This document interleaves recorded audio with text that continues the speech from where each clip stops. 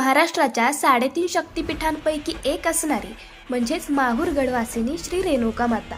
कथा अशी सांगितली जाते की रेणुका देवी ही ऋषी जमदग्नींची पत्नी आणि परशुरामाची माता होती. तिच्या पावित्रतेने ती दररोज नदीतून पाण्याचा एक कलश घेऊन यायची. एके दिवशी तिचं मन क्षणभर विचलित झालं आणि त्या क्षणी तिची तपश्चर्या भंग झाली. जमदग्नी संतप्त झाले आणि परशुरामाला त्यांनी आईचं शिर छाटण्याची आज्ञा दिली. परशुरामाने ती आज्ञा पाळली, पण मातृभक्तीमुळे त्यानं लगेच परत प्रार्थना केली आणि त्या प्रार्थनेनं देवीला नवजीवन मिळालं. आणि म्हणूनच रेणुका देवी त्या धैर्य आणि पुनर्जन्माची प्रतीक मानली जाते. आज माहूर गडावरचं हे मंदिर शेकडो पायऱ्या चढून गाठावं लागतं. प्रत्येक पायरी भक्तासाठी एक शिकवण असते की संकट कितीही मोठं असलं तरी श्रद्धा आणि धैर्याने मात करता येते.